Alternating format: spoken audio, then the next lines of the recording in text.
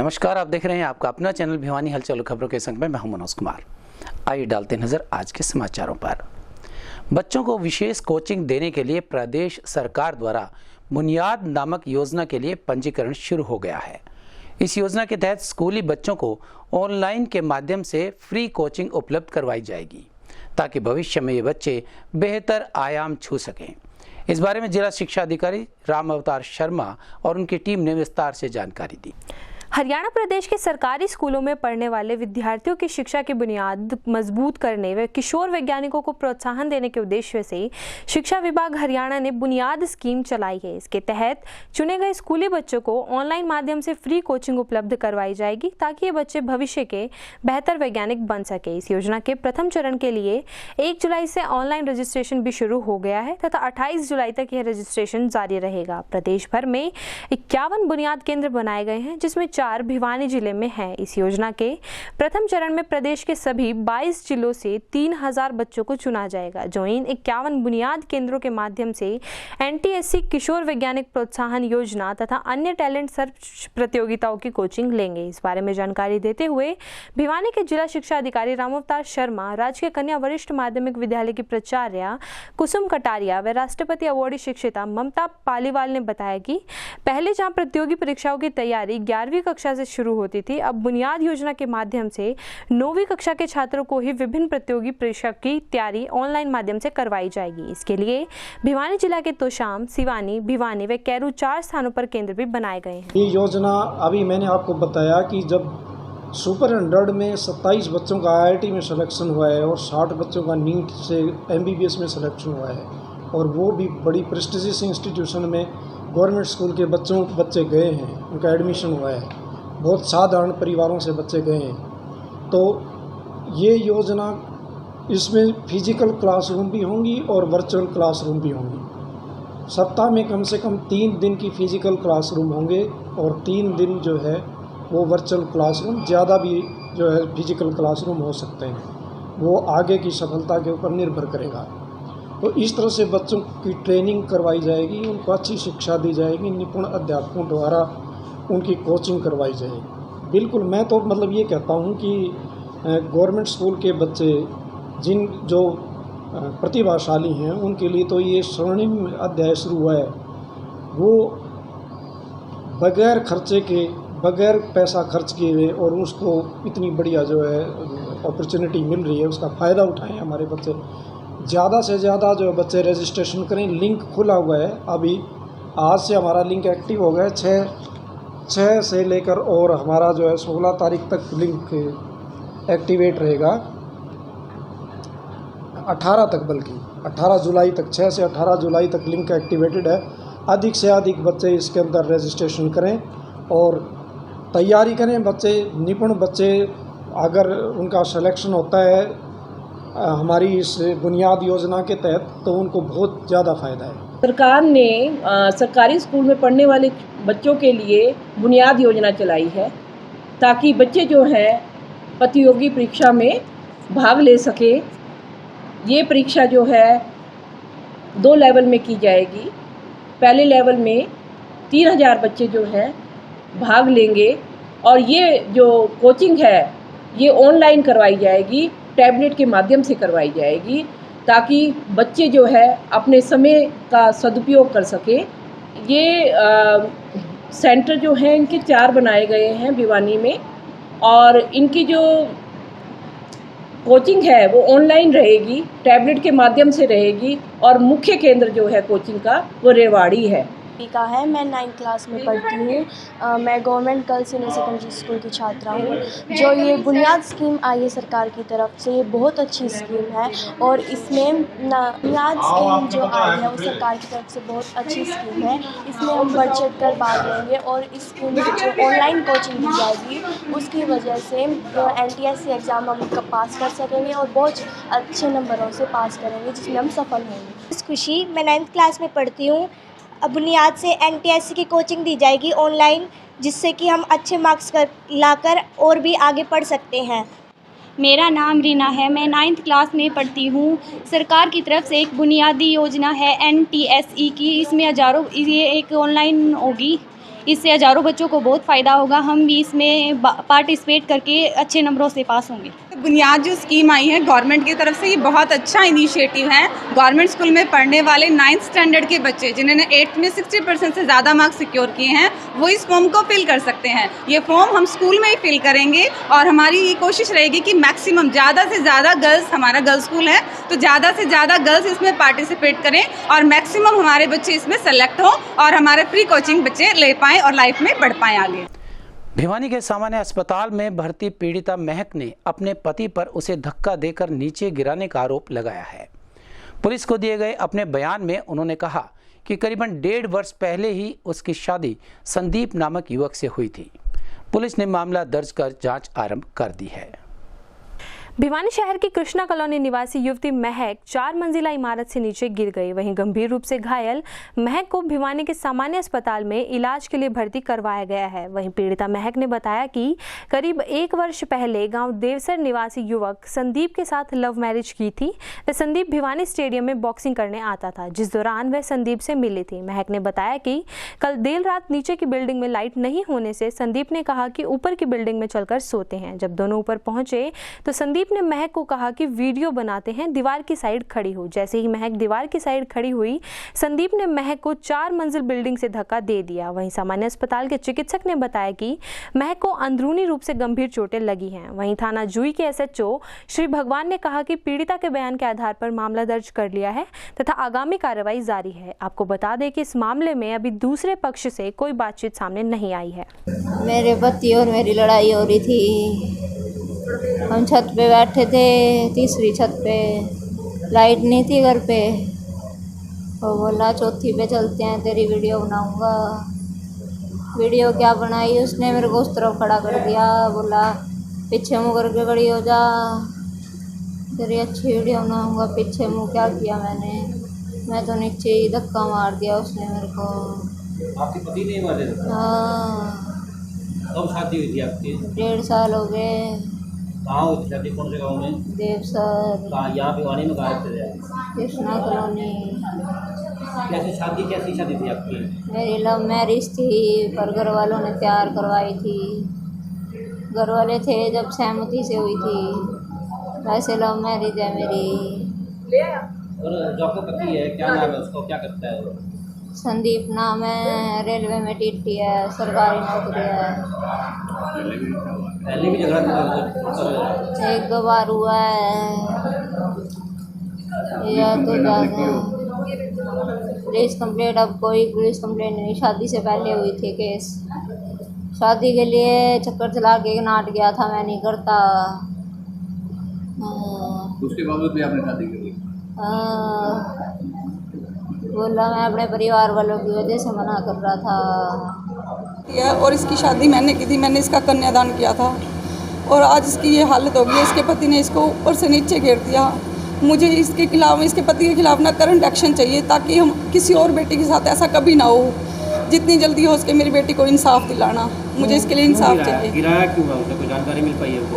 इसके हस्बैंड का ना दोस्त है ऋषभ, जिसको वो हर जगह साथ लेके चलता है। इसने उसको लेके जाने से मना कर दिया। इसके हस्बैंड का ना बर्थडे था, इसने कहा हम दोनों चलेंगे, वो नहीं चलेगा तो ज़बरदस्ती उसको रेस्टोरेंट में ले आया। फिर ये घर गए, देवसर गए तो इसने कहा तू उसको क्यों लेके गया था।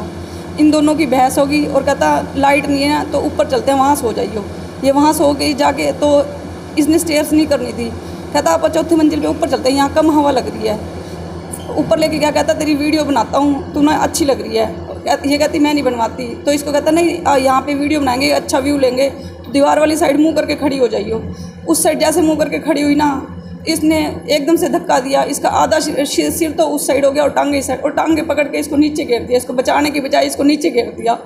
उसको कोई तरस नहीं आया, इसलिए हमें भी उस पर कोई तरस नहीं खाना। पहले भी ऐसे चल रहा है? पहले भी इसके दोस्त के पीछे ही बहस होती है और ना इनकी कंडीशन इतनी अच्छी नहीं है। इसकी सास ना इसको सारा काम खुद करवाती है। इतना बड़ा घर है, हमारे यहाँ मेड नहीं लगती। इसको प्रेगनेंसी में भी कहती है पोचे तू लगा, सारा काम तू कर, बहुत ज़्यादा वो करते हैं। इनके पैरों में चोट है और पेशेंट 3 मंथ्स प्रेग्नेंट है। सर क्या नाम है पेशेंट का? पेशेंट का महक नाम है। हमारे इमरजेंसी में आया पेशेंट, तो अब यहाँ पे वार्ड में शिफ्ट कर दिया गया है। पैर में चोट है इसके और इसके कोल्हे की हड्डी टूटी हुई है। क्या लगता है सर, कोई गंभीर चोटें हैं या यही इलाज? बाकी अभी इसका स्पाइन के एक्सरे हुए नहीं है, वो करवा रहे हैं हम।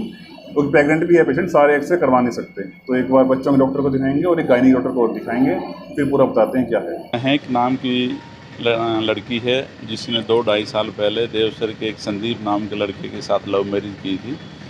तो रात को ऊपर छत पर बैठे हुए थे, चौबारा की छत पे, तो वहाँ एक सेटअप चैट है, उसके तहत वीडियो बना रहे थे। इसी दौरान ये छत पर से गिर गई। अभी महक के यहाँ बयान लिए हैं, इसने कहा है कि हमें मेरे पति ने गिराई है। जो मकान की लंबाई ऊंचाई कम से कम 30 से 35 फुट थी, वहाँ से गिरी है। उसकी कमर में चोट है और पैर में है। 2-2.5 महीने की प्रेग्नेंट बता रही है। अभी उपचाराधीन है। जैसे बयान दिए हैं उसी हिसाब से अभी प्रथम दृष्टया जांच शुरू की है। जैसे आगे आगे जांच में आता जाएगी, कार्रवाई करेंगे। जिला उपायुक्त श्री RS ढिल्लों भिवानी में वीरवार को शहर के अनेक क्षेत्रों तक पहुंचे और उन्होंने दौरा किया। बरसाती मौसम आने से पहले जल भराव की स्थिति से निपटने के दिशा निर्देश भी उन्होंने दिए। इस संदर्भ में सेक्टर 13, हालवास गेट, देवसर चुंगी, बावड़ी गेट और दादरी गेट इत्यादि स्थानों का दौरा किया गया। मॉनसून सीजन के मद्देनजर उपायुक्त श्री RS ढिल्लों वीरवार सुबह 9 बजे शहर का जायजा लेने निकले। उनके साथ अतिरिक्त उपायुक्त राहुल नरवाल, SDM भिवानी संदीप अग्रवाल, CEO जिला परिषद कुशल कटारिया सहित शहरी स्थानीय निकाय, पब्लिक हेल्थ, हुड्डा लोक निर्माण विभाग सहित अन्य विभागों के अधिकारी भी उपस्थित रहे। उपायुक्त ने सबसे पहले चिड़ियाघर रोड पर स्थित STP स्टेशन का मुआयना किया और वहां से गंदे पानी की निकासी के संदर्भ में उपस्थित अधिकारियों से समीक्षा की। इसके बाद उन्होंने सेक्टर 13 की मेन मार्केट के आसपास जहां पर जल भराव की समस्या अधिक रहती है, वहां पर प्रस्तावित नए डिस्पोजल सिस्टम की प्रगति की समीक्षा की और हुड्डा के अधिकारियों को इस कार्य को निर्धारित समय अवधि में पूरा करने के सख्त निर्देश दिए। उन्होंने कहा कि इस बीच सेक्टर के किसी भी क्षेत्र में यदि बरसाती पानी इकट्ठा होता है तो उसको तुरंत निकालने के पुख्ता इंतजाम किए जाएं। उन्होंने उपस्थित जन स्वास्थ्य विभाग के अधिकारियों को निर्देश दिए कि वे इस कार्य की साप्ताहिक रिपोर्ट उनके कार्यालय में नियमित रूप से पहुंचाएं। तत्पश्चात उपायुक्त श्री ढिल्लों ने महम रोड, विद्यानगर व बड़ चौक में बरसाती पानी निकासी का जायजा लिया। उन्होंने ढाना रोड पर बने storm water treatment plant, Devsar चुंगी, शिवनगर कॉलोनी व रोहतक रोड पर डिस्पोजल प्लांट का मुआयना किया तथा Vikas Nagar, Bawri gate, Dadri gate, Halwas gate तथा बस स्टैंड आदि स्थानों पर जल भराव की स्थिति का जायजा लिया। उपायुक्त ने संबंधित अधिकारियों को निर्देश दिए कि शहर में जल भराव की समस्या के निपटान के लिए हर जरूरी कदम समय रहते उठाएं।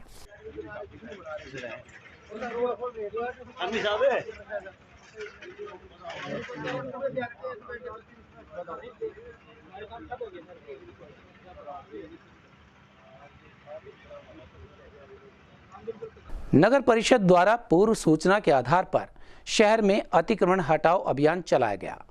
थाना शहर पुलिस के साथ मिलकर स्थानीय सराय चौपटा, नया बाजार और फूलों वाले बाजार से अभियान चलाते हुए ये कर्मचारी आगे बढ़े। गौरतलब है कि कुछ समय पहले प्रशासन की ओर से चेतावनी भी जारी कर दी गई थी।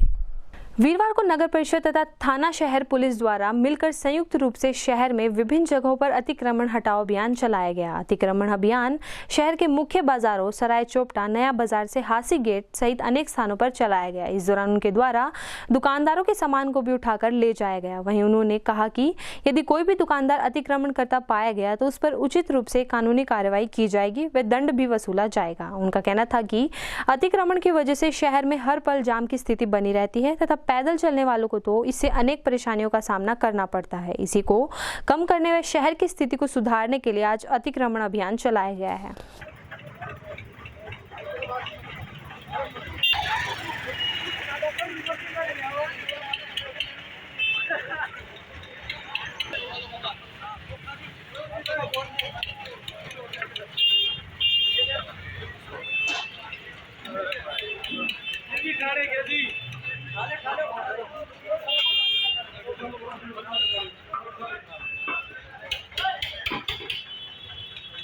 देखिए कि ये रेगुलर ड्राइव चलाई जा रही है नगर पालिका और पुलिस डिपार्टमेंट के साथ मिलके।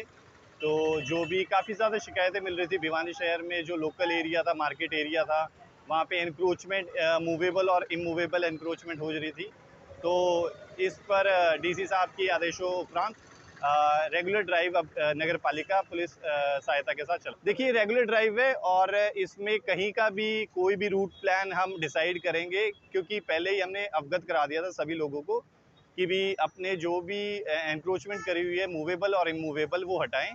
अगर इसके बाद कोई कार्रवाई होती है तो उसमें सामान जब्त किया जाएगा। शहरवासियों से अपील करूंगा कि भी पॉलीथीन का प्रयोग ना करें और सभी दुकानदारों से अपील रहेगी कि अपने पास पुराना जो भी स्टॉक है वो नगर पालिका में नगर परिषद में अपने आप जमा करवा दें, क्योंकि अगर हमारे द्वारा वो पकड़ा जाता तो उस पर कार्रवाई होते हुए चालान किया जाएगा। चालान का क्या रहेगा सर? देखिए प्रावधान ये है कि भी 500 रुपये से लेके 50,000 तक का चालान है। पहली बारी में अगर कोई नहीं मानता तो रेगुलर उस पर 2 साल की कैद की भी वो। स्थानीय बागड़ी मार्केट से नया बाजार चौक तक सड़क बिछाए गए ब्लॉक्स को लेकर यहां के दुकानदारों और निवासियों ने प्रदर्शन किया है। इनका कहना था कि आरसीसी की सड़क को तोड़े बिना ही रोड ब्लॉक्स को बिछाया गया है, जिससे यहां का लेवल सही नहीं है और जल भराव के समय यहां काफ़ी परेशानियों का सामना करना पड़ेगा। यहां के क्षेत्रवासियों ने इसे तुरंत दुरुस्त करने की मांग की है। वीरवार को हासी गेट व्यापार संगठन एवं अन्य सामाजिक संगठनों ने सड़क मार्ग का लेवल सही किए जाने की मांग को लेकर उपायुक्त को ज्ञापन सौंपा। उपायुक्त को सौंपे ज्ञापन के माध्यम से धर्मवीर जांगड़ा, नौरंग राय, मास्टर सुरेंद्र राहड़, सेवानिवृत्त एएसआई रोशनलाल वशिष्ठ एवं सुरेश सैनी ने बताया कि हासी गेट बागड़ी मार्केट से नया बाजार बिजली घर चौक तक पहले आरसीसी की सड़क बनाई गई थी, जिसका लेवल सही होने की वजह से इस मार्ग के साथ लगती गलियों में जल भराव की समस्या नहीं बनती थी। लेकिन यहाँ पर आरसीसी की सड़क तोड़े बिना ही वहां पर ब्लॉक बिछा दी गई। यहां तक कि ब्लॉक का लेवल सही किए जाने के बाद दुकानदारों ने संबंधित अधिकारियों को उसी वक्त अवगत भी करवाई थी, लेकिन संबंधित कर्मचारियों ने जल्दबाजी करते हुए वहां पर ब्लॉक बिछा दी तथा आज ब्लॉक का लेवल सही ना होने तथा कर्मचारियों की जल्दबाजी का खामियाजा दुकानदार भुगत रहे हैं। उन्होंने कहा कि बारिश का सीजन आ चुका है तथा थोड़ी सी बारिश आने पर भी इस मार्ग के साथ लगती सभी गलियों में जल भराव की समस्या बन जाती है, जिससे न केवल दुकानदारों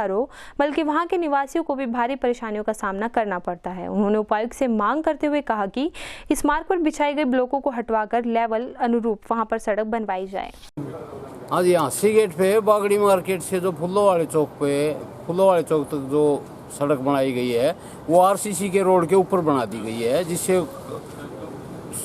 सड़क 1 से 1.5 फुट ऊंचाई तक होगी। उससे सारी जो संपर्क में गलियां आती हैं या जो बिल्डिंगें आती हैं, दुकान, शोरूम सब नीचे पड़ गए। उससे सारी मार्केट परेशान है। डी साहब ने आश्वासन दिया है कि इसको 2-3 दिन में इसकी रिपोर्ट। अगर मान लो आपकी आगे कोई कार्रवाई नहीं होती तो मार्केट कमेटी वाले क्या करेंगे इस बार? हाँ जी, अगर आपकी मांगे नहीं मानी जाती तो क्या करेंगे आगे? करना तो गवर्नमेंट नहीं है जी, सरकार ने ही करना है। जो धरना प्रदर्शन करेंगे या फिर बाजार की जरूरत सड़क गई है ना, उस सड़क के लिए हम डीसी साहब से मिले हैं। वो सड़क हमारी पहले बड़ी आधी सीमेंट की थी, ब्लॉक लगे हुए थे। वो ब्लॉक पाड़ कर वो मिट्टी डाल के सड़क पे ब्लॉक और लगा दी, सड़क ऊंची कर दी गई। उसमें गलियों में पानी जाता है, शोरूम नीचे पड़ गए। हमारे को परेशानी है।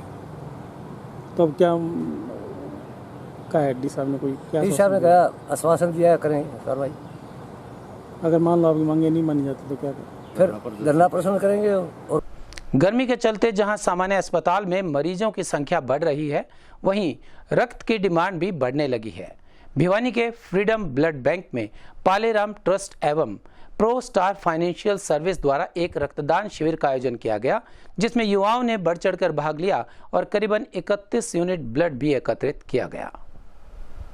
वीरवार को पालेराम ट्रस्ट और प्रो स्टार फाइनेंशियल सर्विस द्वारा फ्रीडम ब्लड बैंक में आयोजित रक्तदान शिविर आयोजित किया गया। यह जानकारी देते हुए आयोजक सुरेंद्र संबरवाल व रक्तवीर मनीष वर्मा ने बताया कि इस रक्तदान शिविर में युवाओं ने बढ़ चढ़कर भाग लिया। उन्होंने कहा कि रक्तदान जरूरी है, इसलिए हर व्यक्ति को अपने जीवन में रक्तदान जरूर करना चाहिए। उन्होंने कहा कि युवाओं में सेवा भाव की भावना से ही समाज और राष्ट्र का भला हो सकता है तथा युवाओं को स्वयं रक्तदान के लिए जागरूक होने के साथ साथ समाज को भी जागरूक करने के लिए आगे आना होगा। उन्होंने कहा कि युवाओं को ऐसे रक्तदान शिविरों में बढ़ चढ़कर भाग लेना चाहिए। वहीं आयोजक सुरेंद्र संबरवाल व रक्तवीर मनीष वर्मा ने कहा कि रक्तदान करने से व्यक्ति किसी जरूरतमंद की जान बचा सकते हैं, जिससे किसी भी दुर्घटनाग्रस्त व्यक्ति, गर्भवती महिला, डेंगू से ग्रस्त रोगी की जरूरत पड़ने पर उसका जीवन बचाया जा सके। मैं रक्तवीर मनीष वर्मा, आज मैंने अपना चमन में रक्तदान किया। और पालेराम ट्रस्ट और प्रोस्टार फाइनेंशियल सर्विस की तरफ से आज ये रक्तदान शिविर का आयोजन किया गया, जिसमें युवाओं ने बढ़ चढ़ कर भाग लिया। और मैं युवाओं से यही अपील करता हूँ, आप नशे की ओर न जाकर रक्तदान का नशा करें, और ताकि किसी अनमोल जीवन को बचाया जा सके। रक्तदान और जाते जाते नेत्रदान अवश्य करना चाहिए। मैं युवाओं से खास तौर पर अपील करूँगा कि रक्तदान की मुहिम से जुड़ें, रक्तदान ज़्यादा से ज़्यादा करें। रक्तदान करने से जो भ्रांति है दिमाग में, कोई किसी प्रकार की कमजोरी नहीं आती, बल्कि शरीर रिफ्रेश होता है, बार बार अच्छा महसूस होता है। रक्तदान अवश्य करें। मैं सुरेंद्र सब्बरवाल, पालेराम चैरिटेबल ट्रस्ट के संस्थापक, मैं अपनी तरफ से लोगों से यह अपील करता हूं कि ज़्यादा से ज़्यादा ब्लड डोनेशन कैंप में बढ़ चढ़ करके भाग लें। किसी प्रकार की ब्लड से कोई हानि नहीं होती। विश्व हिंदू परिषद एवं बजरंग दल भिवानी ने दो संप्रदायों के बीच आपसी सौहार्द बिगाड़ने को लेकर की गई टिप्पणी के बारे में शिकायत दर्ज करवाई है। उन्होंने कहा कि एक विशेष समुदाय के लोगों द्वारा किए गए रोष प्रदर्शन में नूपुर शर्मा के बारे में टिप्पणी किए जाने पर पुलिस द्वारा संज्ञान लिया जाना चाहिए। विश्व हिंदू परिषद जिला मंत्री वरुण बजरंगी ने बताया कि दिनांक 12 जून 2022 को अनाज मंडी में एक विशेष समुदाय के लोगों द्वारा रोष प्रदर्शन किया गया था, जिसमें एक व्यक्ति ने भारत टीवी यूट्यूब चैनल के पत्रकार से वार्ता के दौरान कहा कि जो भी व्यक्ति नुपुर शर्मा की जीभ काट कर लाएगा उसको मेवात की तरफ से 2 करोड़ रुपए दिए जाएंगे। और उसने यह भी कहा कि यह रुपए वह खुद देगा। उसने दो समुदाय के बीच लोगों के बीच धार्मिक उन्माद बढ़ाने व सांप्रदायिक दंगों को बढ़ाने के लिए ऐसा बयान दिया। ऐसे व्यक्ति समाज व राष्ट्र के लिए बड़े घातक होते हैं। ऐसी मानसिकता पर अंकुश तभी लग सकता है जब प्रशासन इस पर सख्त से सख्त कार्रवाई करे। इसी विषय पर आज विश्व हिंदू परिषद बजरंग दल ने एसएचओ थाना शहर भिवानी से मिलकर एक शिकायत दर्ज करवाई है कि ऐसे व्यक्तियों के खिलाफ कानून सख्त से सख्त संज्ञान ले व उसे जेल के अंदर बंद करे। बजरंग दल विश्व हिंदू परिषद ने नूह जिले के एक इरशाद ने नुपुर शर्मा के बयान को लेकर एक प्रदर्शन किया था। उस प्रदर्शन में एक चैनल पे उन्होंने बोला है कि नुपुर शर्मा की जीभ काटने वाले को 2 करोड़ रुपए देंगे। इस बात का हमने आज सिटी थाने में एफआईआर के लिए हमने एप्लीकेशन दी है कि उस व्यक्ति के ऊपर एफआईआर कटेंगे, क्योंकि दो समुदाय के अंदर शत्रुता बढ़ेगी और सांप्रदायिक दंगे होंगे। ऐसे लोगों को जेल की सलाखों के अंदर रहना चाहिए, उन्हें बाहर घूमने का कोई हक नहीं है। जो इस तरह की जहर उगलते हैं, समाज को तोड़ने का काम करते हैं। आदि द्वारा नूह जिले में जो ऐसी घटिया बात कही गई है, ये बहुत ही निंदनीय है। एक औरत के ऊपर इस तरह की जो बात कर सकते हैं कि उनकी जीभ काट के लाओ 2 करोड़ रुपए दिए जाएंगे, तो वो आदमियों के प्रति क्या सोचेंगे?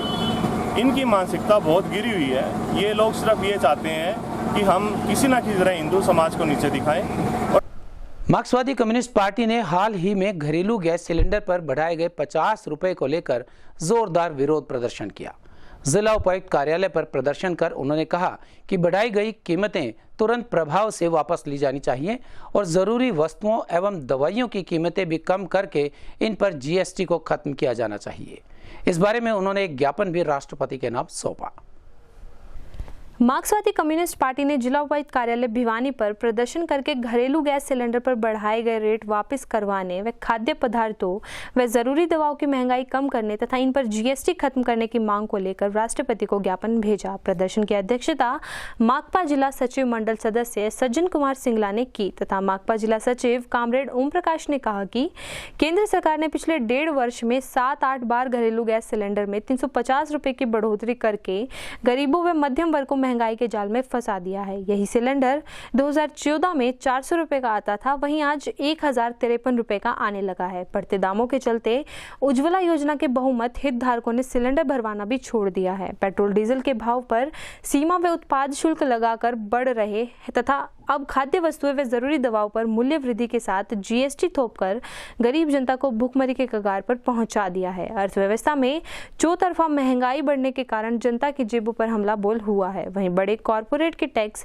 माफ किए जा रहे हैं। इस दौरान गुजरानी के मनरेगा मजदूरों को मनरेगा के तहत काम देने तथा भ्रष्टाचार पर लोग लगाने हेतु भी ज्ञापन दिया गया। ये जो सरकार ने कल 50 रुपए घरेलू सिलेंडर में फिर बढ़ा दिए और पिछले 1.5 साल में 350 रुपए बढ़ा दिए, ये गरीब आदमी सहन नहीं कर पाएगा।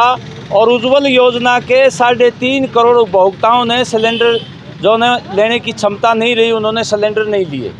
आए दिन पेट्रोल डीजल के दाम बढ़ रहे हैं और ज़रूरी खाद्य वस्तुओं पर आटे पर भी जीएसटी लगा दिया है और ज़रूरी दवाइयों पर भी GST लगा करके महंगा उनकी कीमत बढ़ा दी है। आम आदमी, गरीब आदमी, मध्यम वर्ग आदमी का जीवन बहुत मुश्किल हो गया है और ऊपर से भयंकर बेरोजगारी। ये हमारे मनरेगा मजदूर महिलाएं, इनको काम नहीं मिल रहा है। तो ऐसी स्थिति में इस बढ़ती महंगाई में गरीब आदमी कैसे गुजारा करे? ये मोदी सरकार लगातार गरीबों के ऊपर हमला कर रही है और अप्रत्यक्ष करों को बढ़ा रही है, पूंजीपतियों को छूट दे रही है। देश में 6 लाख करोड़ रुपए हर साल पूंजीपतियों के टैक्स माफ़ कर दिए और महंगाई बढ़ा करके गरीब आदमी की जेब पर डाका डाल रहा है। जी आज ये हमारा पार्टी की तरफ से यहाँ पर धरना है। जो सरकार ने कल ये 50 रुपये पेट्रोल या गैस सिलेंडर के रेट बढ़ाए, एक तरफ तो समाज में जीने के लिए भी मुश्किल हो रहा है और सरकार लगातार महंगाई बढ़ाती जा रही है। खाद्य सुरक्षा की जो 14 चीज़ें हैं आम आदमी के मतलब आपे से बाहर होगी। आम आदमी का जीना बहुत मुश्किल हो गया। हम ये कहना चाह रहे हैं, समय रहते सरकार इस बढ़ती महंगाई पर अंकुश लगाए और जो घरेलू 14 चीज़ें हैं जिस तरह केरल सरकार दे रही है, खाद्य सुरक्षा पर ये 14 चीज़ें लागू हो और जो गरीब की जैसे मनरेगा में सरकार ने कहा था भी हम काम देंगे, 600 रुपये दिहाड़ी देंगे, उनको नए समय पर काम मिल रहा है, उनको भुगतान भी नहीं हो रहा। हम गुजरानी गांव से महिलाएं आई हाँ जी यहाँ पे अपना विरोध प्रदर्शन करने के लिए, क्योंकि जो सेक्रेटरी साहब हैं, ऊपर जो अधिकारी हैं, बार बार काम मांगने से काम नहीं दे रहे बिल्कुल भी। और जो मिट्टी का काम है, मिट्टी भराया काम है, शमशान का काम था इनका, उसमें 15,000 रुपये उन्होंने मांगे हैं। 5,000 देने के बावजूद वो अब काम नहीं दे रहे, कह रहे कि 10,000 रुपये और जमा करो जब काम मिलेगा। तो हमारी मतलब BDO साहब से, DC साहब से दरख्वास्त है कि जो काम मांगे वो कम से कम काम मिलना चाहिए और ये जो मिट्टी का काम भराया काम उस पैसे मजदूर से ना मांगे जाए। ये हम मार्क्सवादी कम्युनिस्ट पार्टी की तरफ से आज हमारा महंगाई को लेके प्रदर्शन है और हम मांग करते हैं जो महिलाओं के ऊपर खास इसका इफेक्ट है महंगाई का। देखिए आज GST लगा दिया आटे के ऊपर, जो खाने की चीज़ें हैं, खासकर जो महिला रसोई के अंदर काम करने के लिए जाती है तो उसका एकदम ये नज़र जाती है कि कितनी महंगाई, किस चीज़ की सब्जी बनाऊं, यहाँ तक भी उस महिला के सामने एक बड़ी समस्या आ जाती है। आलू का रेट बढ़ गया, टमाटर का रेट बढ़ गया, हरी सब्जियों का रेट बढ़ गया और जहाँ पकाती है सब्जी, जहाँ सिलेंडर का रेट घटना चाहिए और वो आए दिन 144 बार बीजेपी सरकार ने इस सिलेंडर के गैस इसको बढ़ाया है। हम ये यहाँ पर बताना चाहते हैं। देखिए सरकार जब वादे करती है कि महिलाओं के लिए रोजगार देंगे और महंगाई कम करेंगे, वोट के टाइम ये लोग कम करने के लिए बोलते हैं, लेकिन ये अपने उसके ऊपर ये ध्यान नहीं देते। जो रसोई की गैस बढ़ी है उसका हम पार्टी की तरफ से और मोदी सरकार की सद्बुद्धि आए और महिलाओं के ऊपर जो ये महंगाई थोपी गई है इसको तुरंत प्रभाव से वापस लिया जाए। गुप्त नवरात्रि देवी की आराधना का विशेष पर्व है जिसमें भक्तजन मां को विशेष रूप से पूजा करते हैं और उनकी आराधना करते हैं।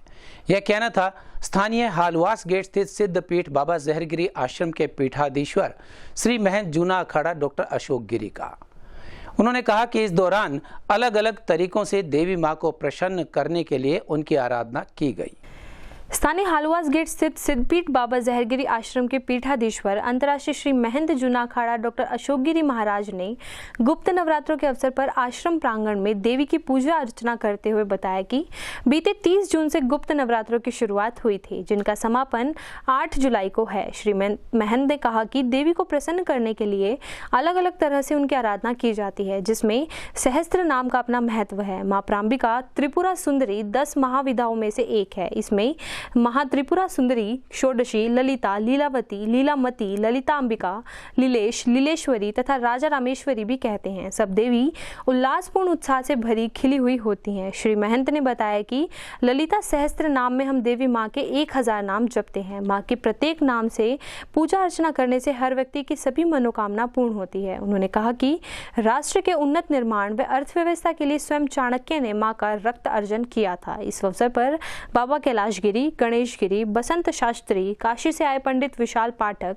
आनंद पांडे, सुरेश सैनी सहित अनेक संतगण तथा श्रद्धालु उपस्थित रहे।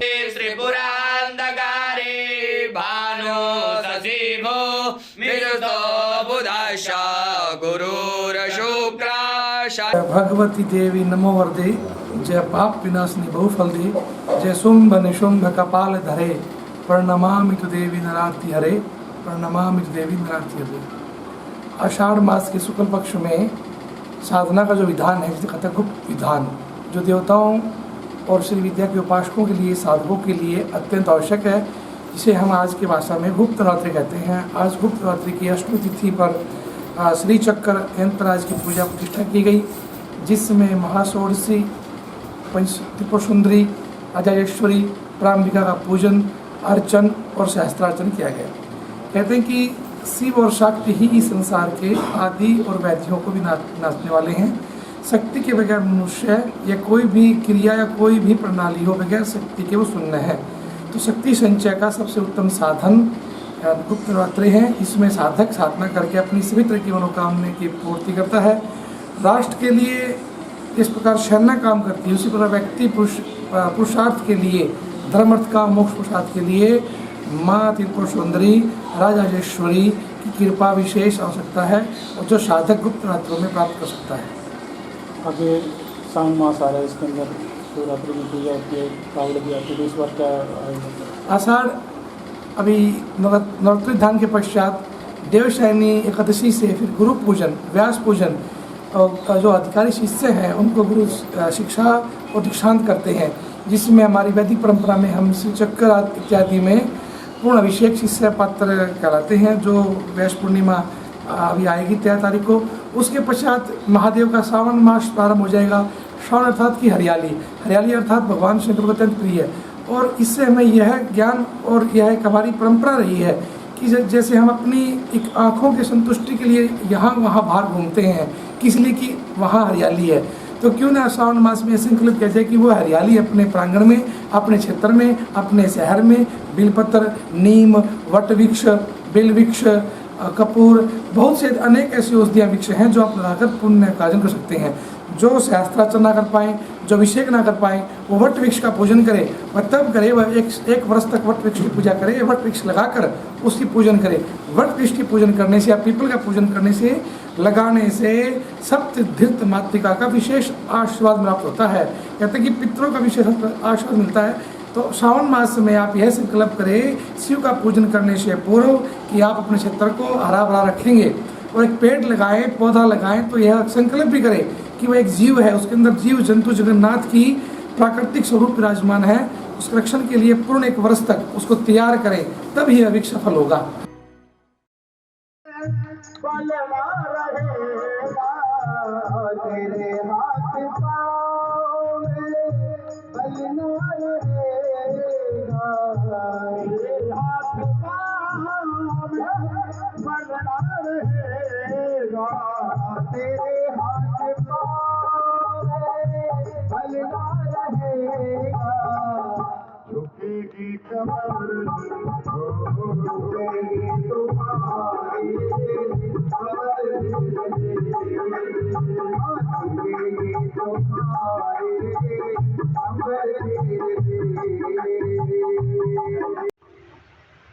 मन को जीतना किसी के बात नहीं, किसी के बस की बात नहीं।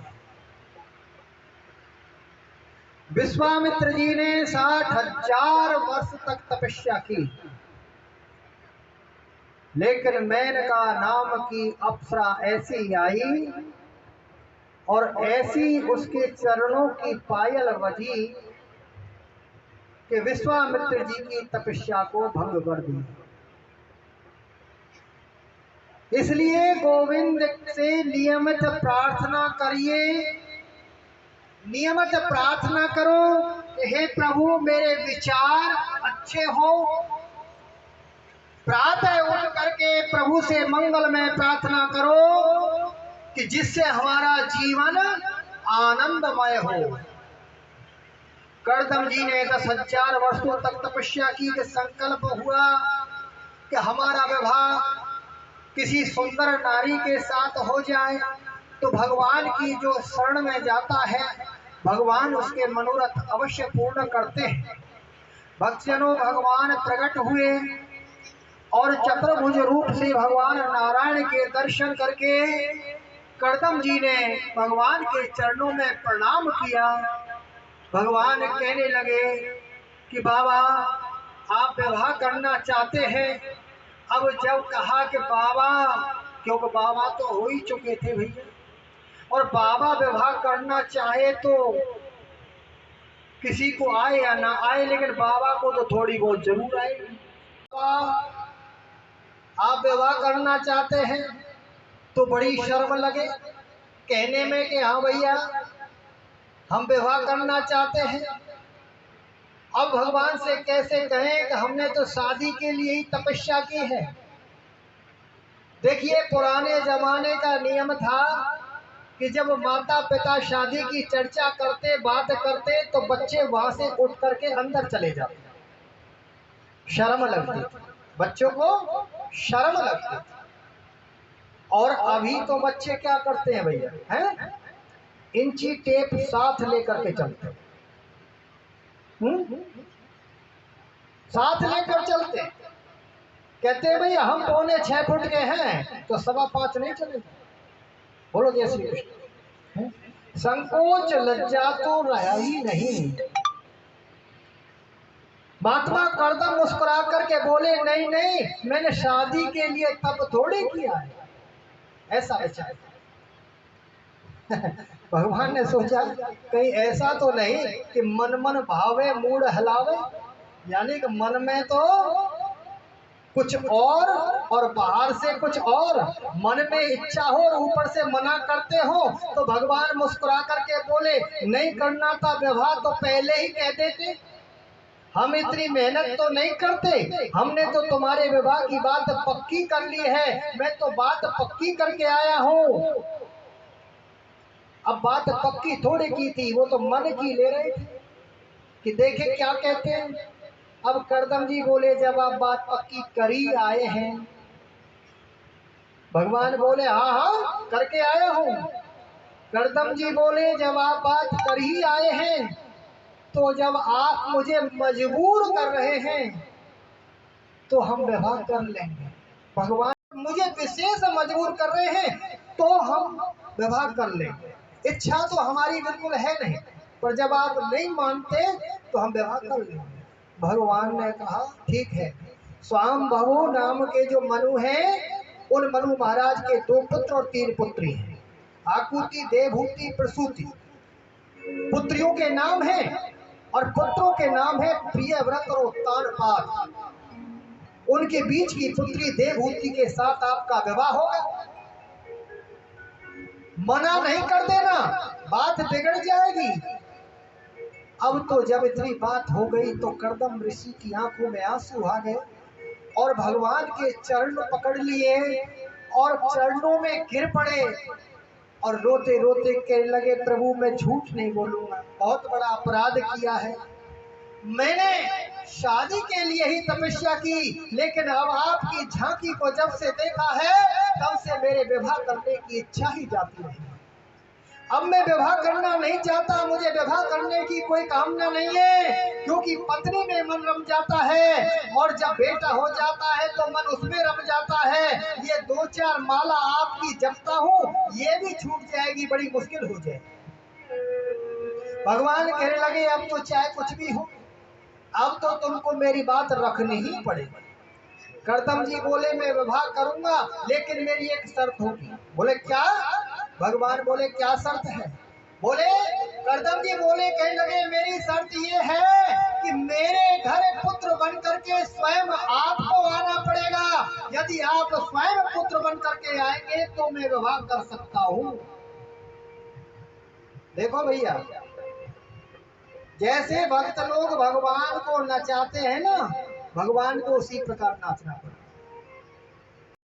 लेकिन शर्त रख दी कि तुम मेरे पुत्र बन करके आओ तो मैं विवाह करूं, अन्यथा नहीं। भगवान कहने लगे, ठीक है, मैं तुम्हारी यह मनोकामना भी अवश्य पूर्ण करूंगा, अवश्य पूरी करूंगा। मैं आपके घर पुत्र बन करके स्वयं आऊंगा। उधर प्रभु ने स्वाम्भव मनु को आदेश कर दिया। स्वाम्भव मनु अपनी बीच की कन्या को लेकर के आए और ऋषि करदम जी के साथ में विवाह कर दिया। कैसा विचित्र दर्शन! स्वाम्भव मनु की पुत्री, जो फूलों में पली राजकुमारी, इतने बड़े वैभवशाली महाराज की पुत्री, इसकी शादी ऐसे पुरुष के साथ हो रही है जिसके पास रहने को मकान नहीं। जब विवाह होने लगा तो करदम जी को याद आ गई, बोले राजन आपकी पुत्री को मैं पत्नी के रूप में अवश्य अपनाऊंगा, लेकिन इसके पहले हमारी एक शर्त है। मनु जी बोले शर्त क्या है? तो करदम जी कहने लगे शर्त मैं आपकी पुत्री को ही बताऊंगा। देवहूति कहने लगी बताइए क्या शर्त है? तो करदम जी कहने लगे कि देवी हमारा विवाह अर्थात हमारा जो ये ग्रस्त है, ये गृहस्थी है तभी तक चलेगा जब तक हमको कोई संतान नहीं होगी, और जैसे ही हमको संतान हो जाएगी हम वनों को चले जाएंगे। अगर आप ये हमको वचन देती हो और ये प्रतिज्ञा करती हो तो हम तुम्हारे साथ विवाह कर लेंगे।